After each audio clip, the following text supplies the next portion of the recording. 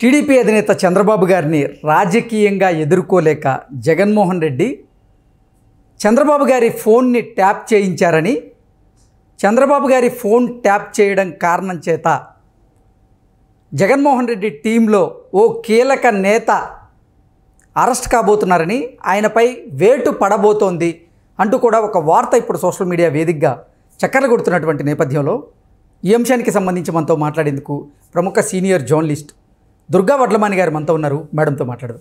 Madam నమస్తే. Madam నమస్తే అండి. మేడం, జగన్మోహన్ రెడ్డి చంద్రబాబు గారి ఫోన్ని ట్యాప్ చేయించారని, చంద్రబాబు గారి ఫోన్ ట్యాప్ చేయించిన కారణం చేత జగన్మోహన్ రెడ్డి టీంలో ఒక కీలక నేత పేద వేటు పడబోతుందని, త్వరలోనే ఆయన అరెస్ట్ కాబోతున్నారు అంటూ కూడా ఒక వార్త సోషల్ మీడియా వేదికగా చక్కర్లు కొడుతూ ఉంది. ఏంటి మేడం, నిజంగానే చంద్రబాబు గారి ఫోన్ ట్యాప్ అయిందా? ఆ ట్యాప్ చేయించింది ఎవరు? ఎవరు త్వరలో అరెస్ట్ కాబోతున్నారు? ఆ కీలక నేత ఎవరు? ఆ కీలక వ్యక్తి ఎవరు అంటే ఏం చెప్తారు మేడం? ఇప్పుడు నిప్పులేందే పొగ రాదండి. మనకు ఆల్రెడీ ఇక్కడ అదే నడుస్తోంది. ఇప్పుడు కరెక్ట్గా ఎన్నికల ముందు తెలంగాణలో ఏం చేశారు?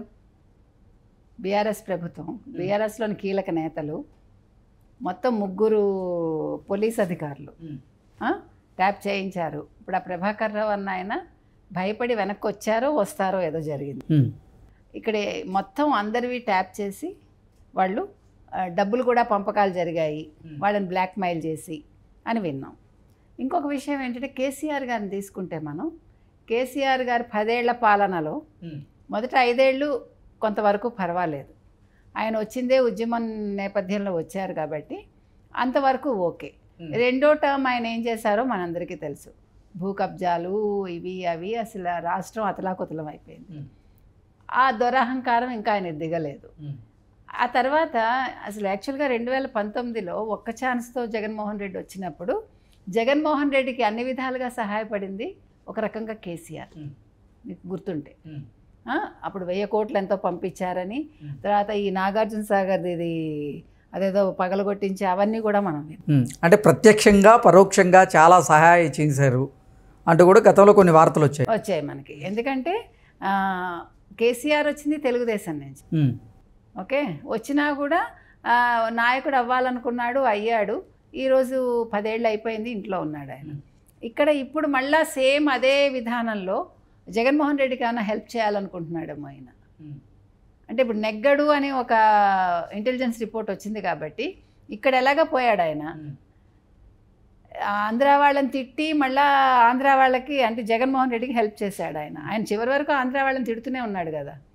ఆంధ్ర వాళ్ళ దగ్గర బెనిఫిట్లు పొంది డబ్బులంతా దండుకుని ఆంధ్ర వాళ్ళని తిట్టాడు. ఇప్పుడు మళ్ళీ జగన్మోహన్ రెడ్డికి హెల్ప్ చేద్దామని చూస్తున్నాడు ఆయన.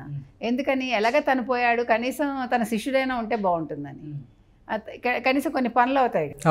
కానీ ఇప్పుడు మీరు చెప్పినట్టుగా మీకు గుర్తుంటే ఇంటెలిజెన్స్ చీఫ్ అప్పుడు ఏబి వెంకటేశ్వరరావు గారు అప్పుడు ఉన్నారు కదా. అంటే చంద్రబాబు గారి హయాంలో చేసిన ఆయన మీద ఇట్లాగే ఇజ్రాయెల్ నుంచి తీసుకొచ్చాడు ఆయన.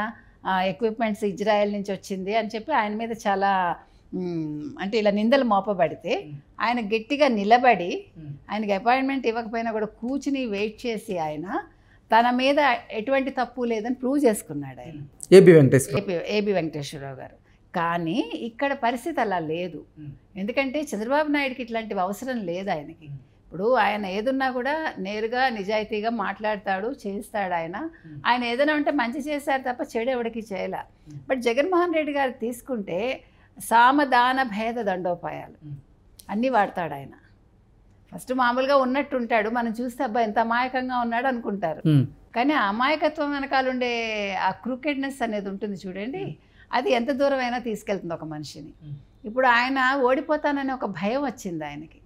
ఆ భయంలో what to do, what next అనే దానికి ఇది ఒక తార్కాణం అనమాట.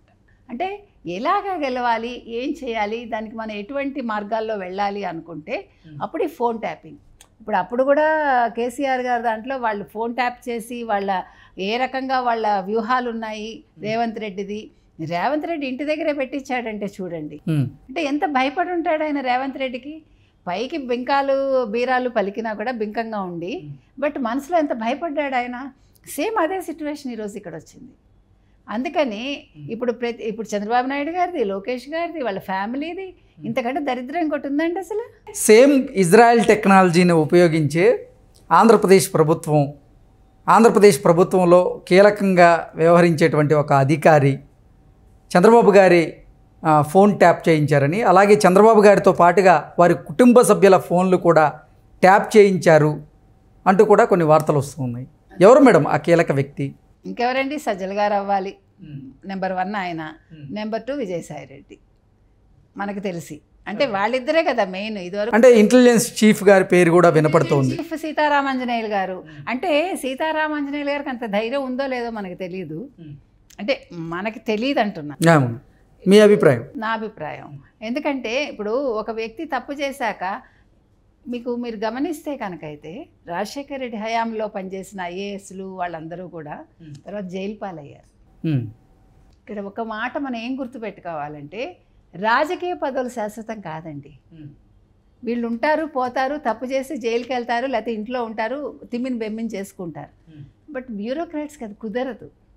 నువ్వు నీ ఉద్యోగ ధర్మాన్ని నువ్వు సక్రమంగా నిర్వర్తించుకోవాలి, అవునా కాదా? లేదంటే నువ్వు జైలుకి వెళ్తావు. అప్పుడు నువ్వేమవుతావు? నా ఘర్కా నా ఘాట్కా. అంటే అక్కడ పదవి ఉండదు, నీ ఉద్యోగము ఉండదు. నువ్వు బ్యూరోక్రాట్స్ మెంటాలిటీ ఎట్లా ఉంటుంది? వాడు చదువుకున్న వ్యక్తి అతను. సో వాళ్ళు ఇవి తట్టుకోలేరు ఇలాంటివి. సంఘంలో మనకి అపప్రద వచ్చిందనుకోండి, ఒక బ్యూరోక్రాట్ తట్టుకోలేడు. రాజకీయ నాయకుడికి అవి నిత్యం ఉండేవే. మనం నిజంగా మనం చేదరించుకున్నా కూడా మళ్ళీ మన దగ్గరికి వచ్చి ఓటు అడుగుతాడు ఇంటికి వచ్చి, అవునా కాదా? But these people they can't do. But why? వీళ్ళందరూ ఎందుకు ఈ ట్రాప్లో పడుతున్నారు? రాజకీయ నాయకుల ట్రాప్లో వీళ్ళు పడి వీళ్ళ జీవితాలు నాశనం చేసుకుంటున్నారండి. వీళ్ళది ఆలోచించాలి. ఇప్పుడు ఒక సిఎస్ అయినా, ఒక డీజీపీ అయినా, లేదు ఇప్పుడు ఇక్కడ ఇంటెలిజెంట్ ఆయన ఎవరు, ఇంటెలిజెంట్ చీఫ్ సీతారామాంజనేయులు గారైనా వీళ్ళు ఆలోచించుకోవాలి. ఇది పైవాడు చెప్పాడని చేస్తే, ఇప్పుడు సజ్జల చెప్పారు అనుకుందాం మనం, ఇప్పుడు సజ్జలే వెనకాల బ్రెయిన్ ఉండొచ్చు. సజ్జల చెప్పినందువల్ల నష్టపోయేది ఎవడు? రేపొద్దున సజ్జలకేం కాదు, because he doesn't have any position. అంటే ఊరికి చెప్పుకోవడానికి పొజిషన్ తప్ప, he is not a government employee. But whereas he is a chief. గతంలో కూడా చూసాం, కొంతమంది రాజకీయ నాయకుల వల్ల కొంతమంది ఐఏఎస్లు జైలుకి వెళ్ళాల్సిన పరిస్థితులను కూడా మనం చూసాం. సో అదే పరిస్థితి రాకుండా ఉండాలంటే వాళ్ళ విధులు ఏదైతే ఉంటాయో ఆ విధిని సక్రమంగా నిర్వర్తించాల్సిన అవసరం ఉందంటారా? తప్పకుండానండి. ఇప్పుడు వాళ్ళు ఒక్కటి మర్చిపోకూడదు, నేను రాష్ట్రానికి ఐఏఎస్ ఆఫీసర్ని, వాళ్ళు కేంద్రం నుంచి వచ్చిన సర్వీసులు వాళ్ళు కూడా ఉంటారు, ఇది యూపీఎస్సీ నుంచి వస్తారు వీళ్ళందరూ. సో వాళ్ళు ఒక భారతదేశానికి సంబంధించిన వాళ్ళు, భారతదేశం నుంచి ఒక్కొక్క రాష్ట్రానికి వస్తారు, అంటే అవసరాన్ని బట్టి పంపిస్తారు కదా. పంపించినప్పుడు వాళ్ళు ప్రజలకి రిప్రజెంటేటివ్స్. ఇప్పుడు రాజకీయ నాయకులు వేరు, వాళ్ళ ఉద్యోగం కాదు అది. But he's having a job, he's holding a job. So he's accountable to his ఉన్నతాధికారులకి. ఆ రకంగా చూసుకుంటే ఒక ప్రైమ్ మినిస్టర్కే అనుకుందాం మనం, అంటే ఆ హైరార్కీలో. సో వాళ్ళు ఒక ఉన్నత స్థానంలో ఉన్న వ్యక్తులు ఆ రకంగా చేయడం చాలా అసహ్యంగా ఉంటుందండి. వాళ్ళు ఆలోచించుకోవాలి దీని గురించి. ఎందుకు నేను ఇలా ఎందుకంటే ఇప్పుడు వాళ్ళు ఏం బాగుంటున్నారండి? ఇప్పుడు మహా అయితే నీకు కొంత భూమి రావచ్చు, కొన్ని ఎకరాల భూమి తెచ్చుకుంటావు, ఒక ఇల్లు తెచ్చుకుంటావు, దానివల్ల కలిసి వచ్చేది ఏంటి? మనిషికి మంచి పేరే జీవితకాలం ఉంటుందండి. మనం చచ్చిపోయాక మిగిలేదు కూడా మంచి పేరే. ఈ ఆస్తులు ఎవడో అనుభవిస్తాడు, అది మర్చిపోకూడదు బ్యూరోక్రాట్స్ అందరూ. సో ఇప్పుడు ఈ ఇంటెలిజెంట్ చీఫ్ అయినా లేకపోతే మరొకరైనా వాళ్ళు ఇది దృష్టిలో పెట్టుకుని, వాళ్ళు దగ్గర పెట్టుకుని వాళ్ళ డ్యూటీ వాళ్ళు చేస్తే ఇటువంటి విషయాల్లో తలదూర్చరండి. ఇప్పుడు దీనివల్ల ఎంత అసహ్యం అండి అది. అసలు పక్క వ్యక్తి మాటలు మనం వినడం అనేది అంతకంటే అసలు ఒక నేరం ఇంకోటి లేదండి. It's a criminal. ఇప్పుడు భార్యాభర్తలు ఒకళ్ళు వినడానికి మనం ఒప్పుకోం. ఇప్పుడు నా ఫోన్ మా వారు తీస్తే I won't accept unless without my permission. అటువంటిది మనం ఎన్నో మాట్లాడుకుంటాం. ఇప్పుడు ఫ్రెండ్స్తో మాట్లాడుకుంటాము, హస్బెండ్ అండ్ వైఫ్ మాట్లాడుకుంటారు, పిల్లలు మాట్లాడుకుంటారు, స్నేహితులు మాట్లాడుకుంటారు, ఎన్నో రకాలు మాట్లాడుకుంటామండి. మంచి మాట్లాడుకుంటాం, చెడు మాట్లాడుకుంటాం, తిట్టుకుంటాం. అది వినే హక్కు మనకు లేదు. అది వీళ్ళందరూ మర్చిపోతున్నారు.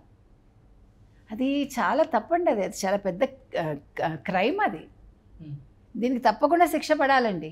ఎవరిని వదలకూడదు. మీరు ఇవాళ వినుంటే కేటీఆర్ ఏమన్నాడు తెలుసా మీకు? మీరు మీడియా వాళ్ళు ఫోన్ ట్యాపింగ్ల మీద కాదండి దృష్టి పెట్టాల్సింది, నీళ్లు రావట్లేదు, వాటర్ ట్యాంక్స్లో నీళ్లు తెచ్చుకుంటున్నారు, ట్యాంకర్లో నీళ్లు వస్తున్నాయని. ట్యాంకర్లో నీళ్ళు ఎక్కడ రావట్లేదండి చాలా ఏరియాల్లో. ఇదివరకు 2 రోజులకి నీళ్ళు వస్తే ఇప్పుడు రోజు విడిచి రోజు వస్తున్నాయి.